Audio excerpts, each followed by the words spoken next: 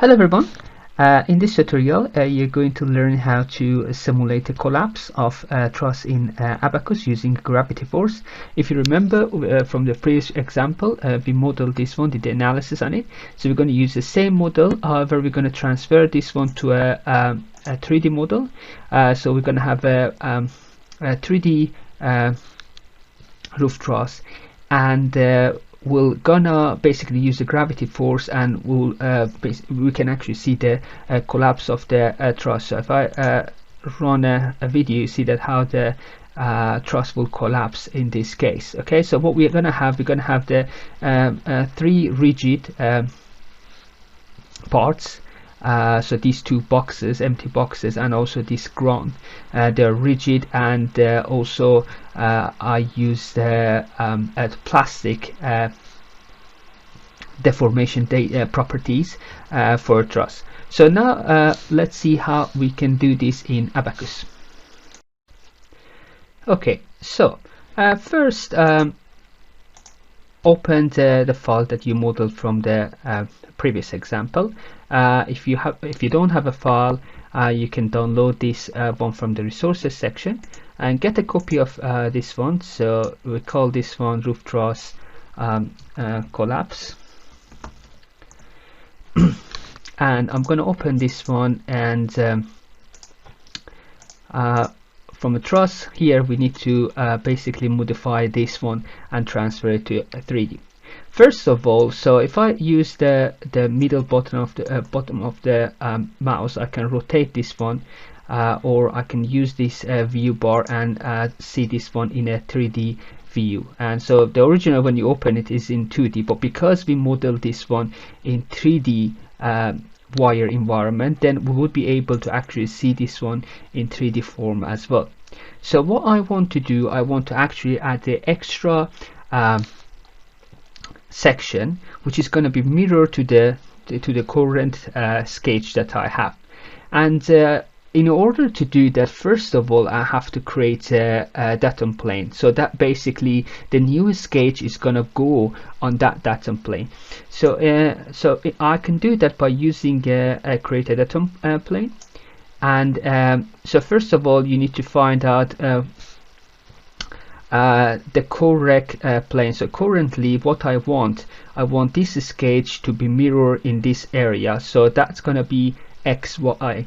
So if I click on XY and I give an offset, and if you remember, we modeled this geometry in meter, so the unit system is going to be in meter. So for offset, I'll put 2. So that's going to be 2 meter, and if you look at this one, we will have the offset of this one in this area. Okay, so I'm going to cancel this. We have our plane, and now I can create a wire planner. And if I click on this one, I just need to select this, and then from here it will tell me to select the edge or axis that will appear, and I need to select one of these, but here it said vertical and on the right side.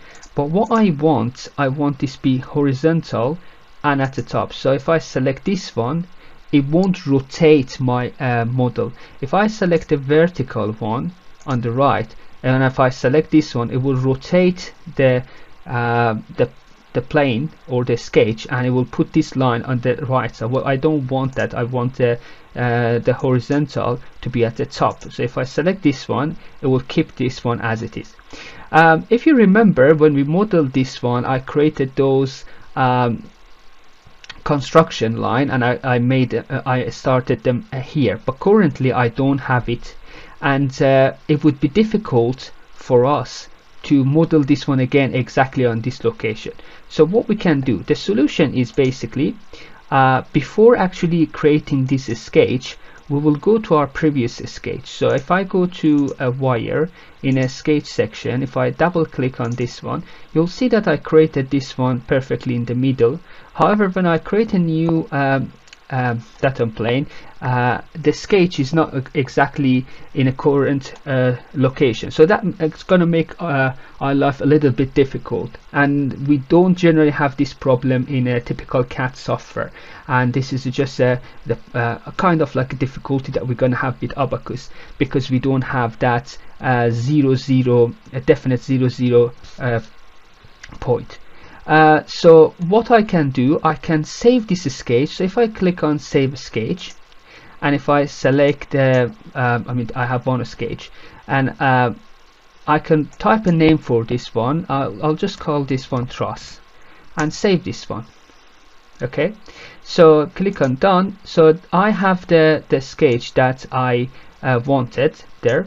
So now if I go to my datum plane, and if I click on this one and repeat the process that I was doing, so I want this and I want this one to be at the top. So if I go here, then if I click on add sketch, then as you can see here, I have this truss that I've already created in the previous tutorial. So if I click on this one, you see that my new truss is located in the middle. I have everything. However, there is a problem that these two are not mirror, and what we need to do, we need to transfer this one to a new location. So we can do that by using a translate, and we can select this node, and then we can select the node at the bottom here. So we select basically one of the point here. So our new model, new sketch, will be kind of mirror to the old one. I recommend you to use the coordinate, so to have more accurate location, but this is like good enough. It would be close enough, so you don't have to actually create a new sketch using a line command. So this will make life a little bit easier. So once we do that, click on done, and as you can see, I have these two sketches parallel to each other, and they are mirror. The next step is to basically connect these one together, and we can do that again going here and using this creative wire. And what I can do now, I can, from here that I have point 1 and point 2, I can connect these points together by using add, and I'll do this one, this one, this one, here and here. Click on OK, and so that's the bottom part. And now what I'm going to do, I'm going to do rest of it. So click on add here to here, another add here to here, another one from here to here, another one from here to here, and another one from here to here, and from here to here, and also the top one, and here to here, also here to here, and from here to here too.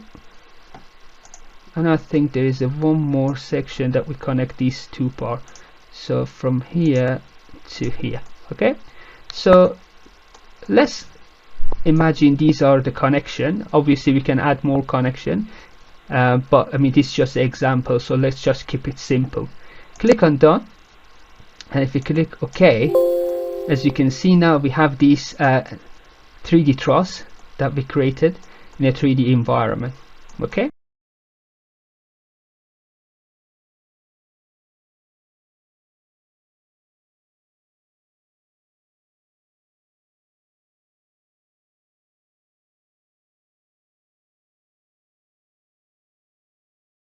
Hello everyone, in this video I want to show you how to create a parallel sketch In the previous video, I showed you a different technique that we basically didn't care about a 0, 0 coordinate, and we translate our sketch to a new location. However, there is an easier way and more accurate way that I want to show you in this video, and I recommend you to use this technique in future. In order to do that, when you click on Create Wire Planner, instead of using auto calculate, use specify, and here once you click specify and once you click your data plane, here you have to specify a 0, 0 coordinate. Okay, and from my previous sketch, if I go to wire, if you look at it here, you see that my 0, 0 sketch located here in the middle. So my sketch, I draw basically my sketch by considering the fact that the 0, 0 is located in the middle. Okay, so if I want to create a new sketch parallel to the previous one, exactly in the same location, I know that the 0, 0 point located somewhere here in the middle. Okay, so if I click on this one, and instead of auto calculate, I use the specify. And if I click on a sketch and I say that okay, 0, 0 located here in the middle, and if click on OK, and if I select the horizontal at the top, select this one, you'll see that my previous sketch now is located in the correct location in comparison to the previous technique that we used, that I can show you here as well. So if I, instead of specify, if I use auto calculate and select this one horizontal at the top, you see that the sketch moves slightly to the left. So if I try to import my previous sketch, you see that that one is located in the middle. So I have to use the translate technique to transfer this one to here. However, what I can do, I'm just going to cancel this one. Instead of auto calculate, I can use a specify and click on a data plane, select the 0, 0 point, click on OK, and I'm going to say horizontal on the top, select the top line, and as you can see, my previous sketch located in the correct location. So now if I try to import my the sketch, you see that I don't have to translate it anymore. So the sketch is located exactly on the top of the previous sketch. So there is less room for error when you translate your sketch to a new location. So I recommend you to use this technique instead of the previous one that I showed you. So if I click on OK, you'll see that now the sketch, they're parallel to each other, and you can continue finishing this model. It would be a good practice if you continue this model similar to what we have done in the previous tutorial. Thank you so much for this watching this video. I hope to see you in the next video. Thank you.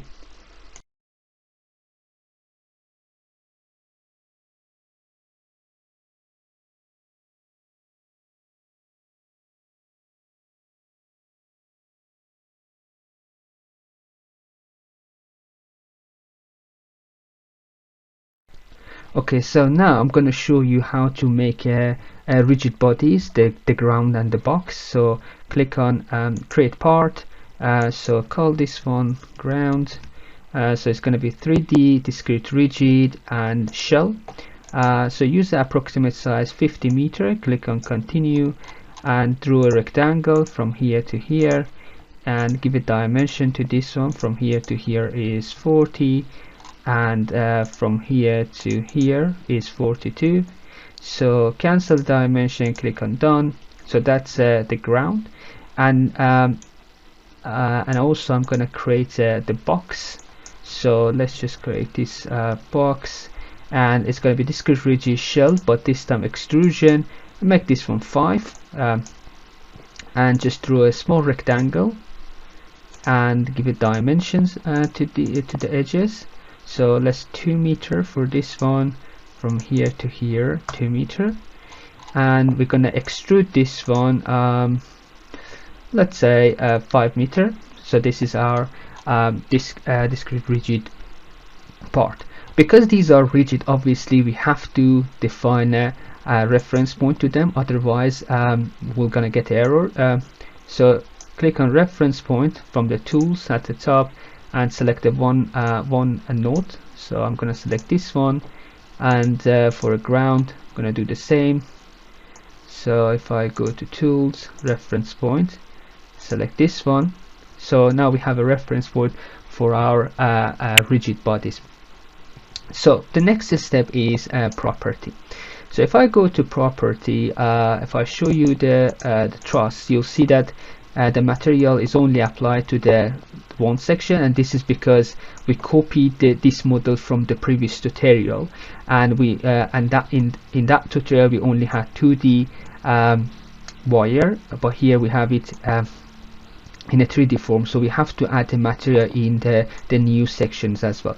The best way to do that is to just open a truss, go to assigned sections, and just remove the previous assigned section, and then assign a new section to whole truss. Click on done and click on OK. Okay, obviously you don't have to give material to the box and ground because they are rigid bodies and they don't require material properties.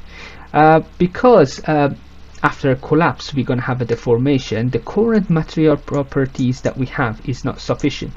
These material properties that we used in the previous tutorial is just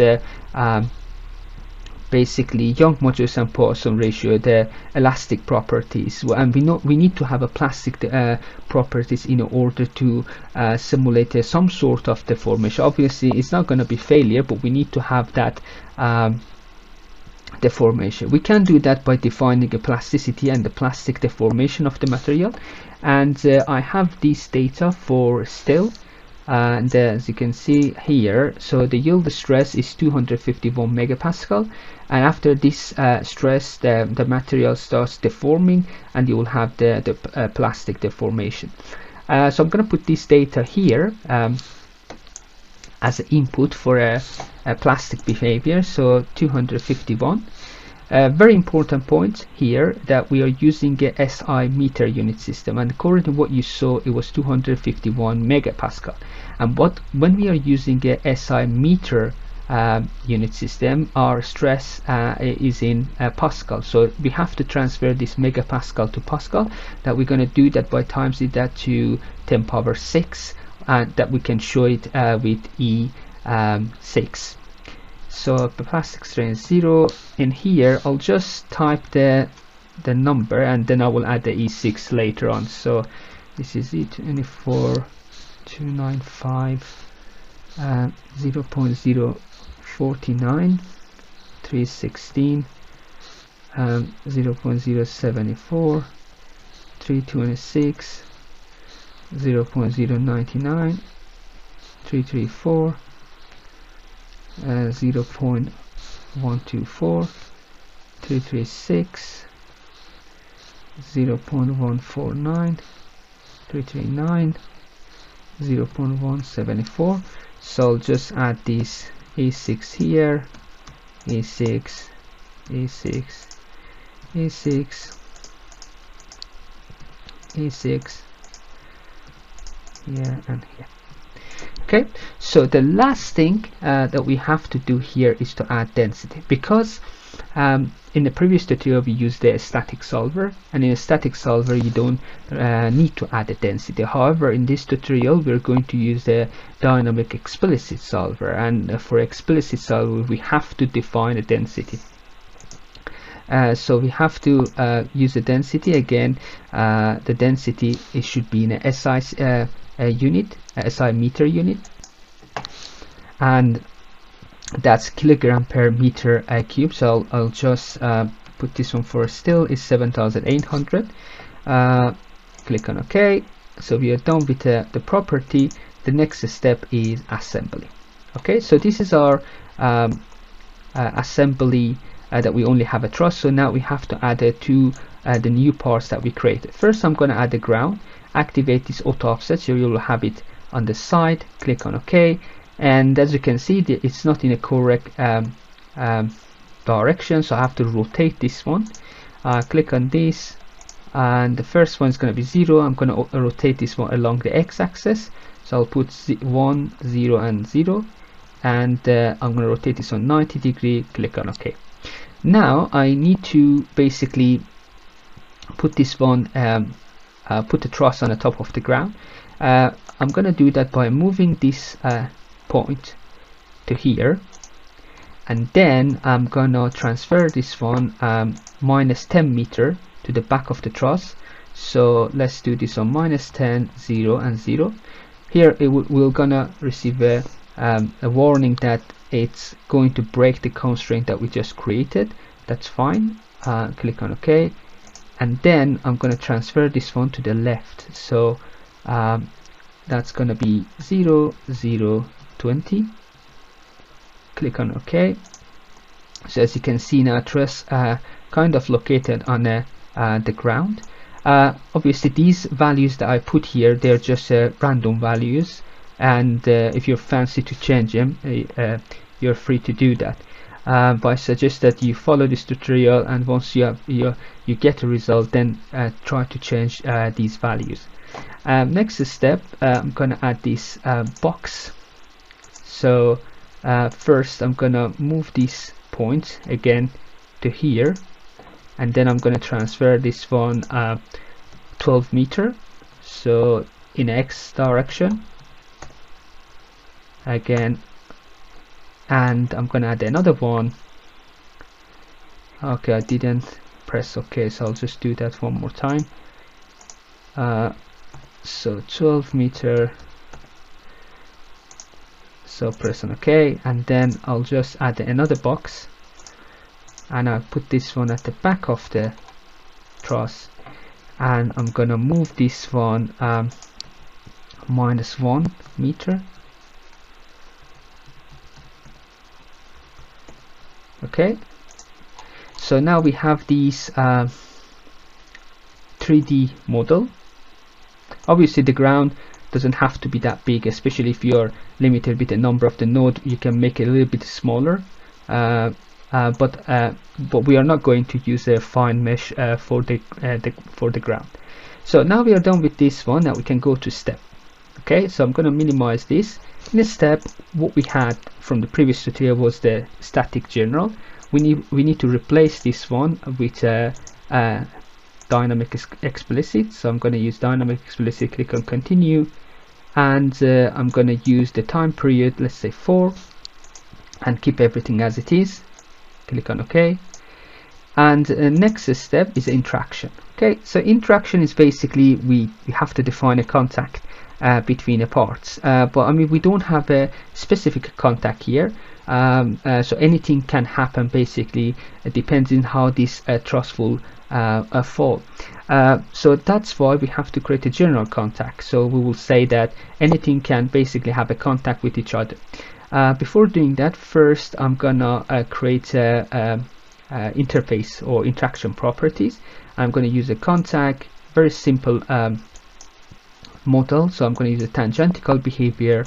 You can keep it as a frictionless, but I'm going to add a little bit of friction when there is a contact between the parts, and also a normal behavior that is going to be in the form of the hard contact. So click on OK. And next step is to create a general contact. That I'm going to create it in an initial step. So that's going to be a general contact explicit. Click on continue, and I'm going to define the property for these contacts. Click on done. So now we are done with the interaction and defining a contact between the parts. And next step is going to load. So in load, these boundary condition basically comes again from the previous tutorial, and now we have to adjust them based on these new model. First, let's take care of the boundary condition and the fixed area. So if I open this one, as you can see, I created this one in the initial section, so I'll just modify it here. So double click on this. As you can see, the x-axis is free, and what I want to do, I want to give this fixed direction to the rigid body. So I'm gonna select dismiss these, select this point, reference point, this reference point, and this reference point, click on OK, and you have to make sure that you're selecting a reference point, not other points in the rigid body, because whatever happens to a reference point, it will happen to the rigid body as well. So currently the x-axis is free, and I have to fix this one for a reason that if I give a degree of freedom to a rigid body, then I have to add a mass to a part. But in this simulation I don't want to have a mass, because these are actually a rigid part and they're not gonna move.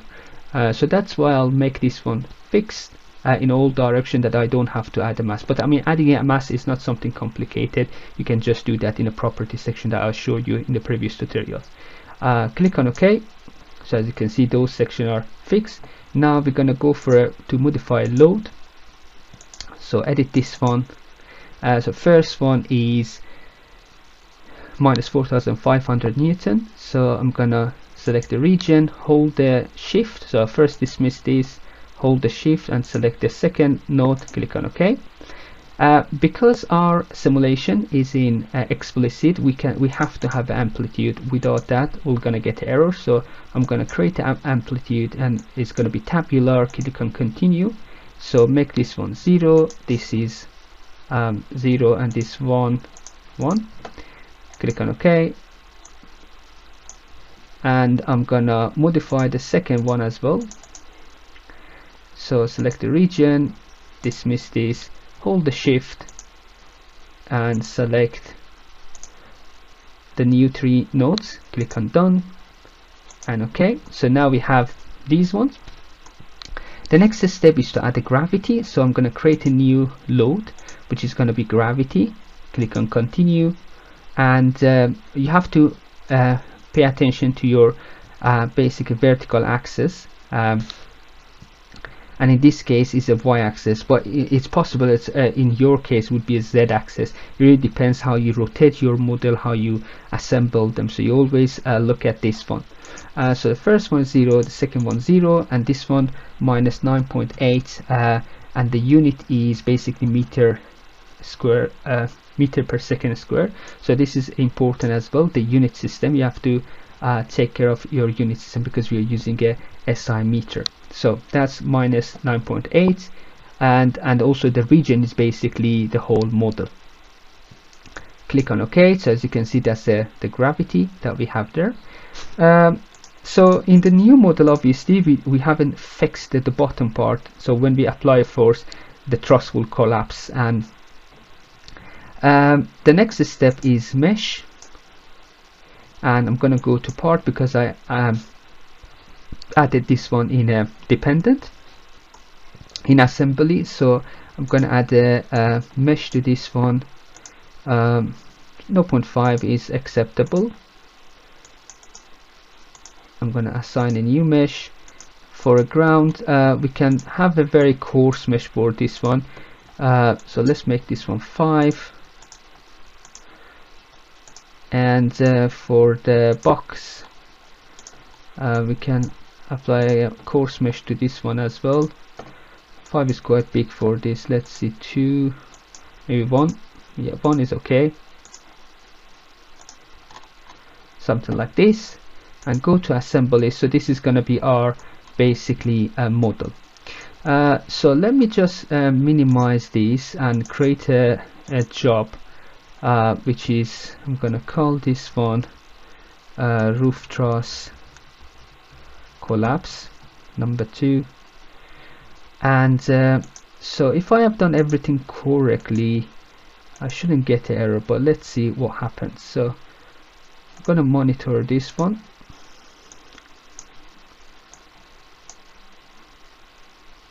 Okay, it seems that there is no error in the steps, so this is completed. So now we have to just wait for a software to be done.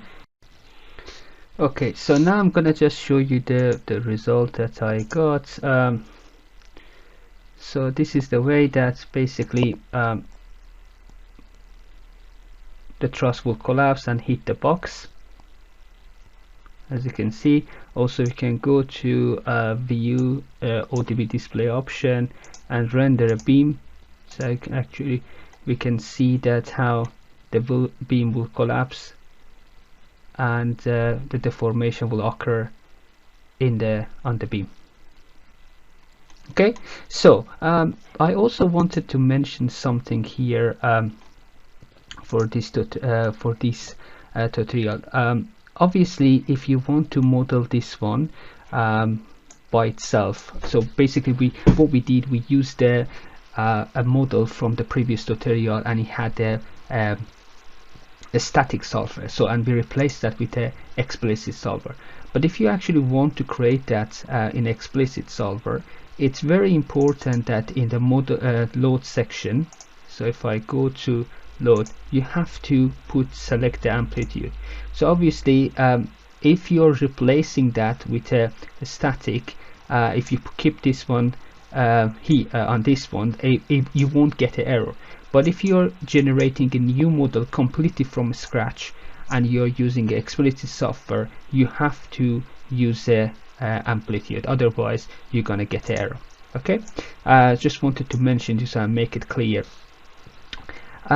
So yeah, I think that that's everything from this section. Obviously we have the stress values, and as a practice, you can basically move the location of these, change the applied force, and to see that how the truss basically behave on a different condition. Thank you so much for watching this video, and I hope you enjoyed it, and I hope to see you in the next video. Thank you so much.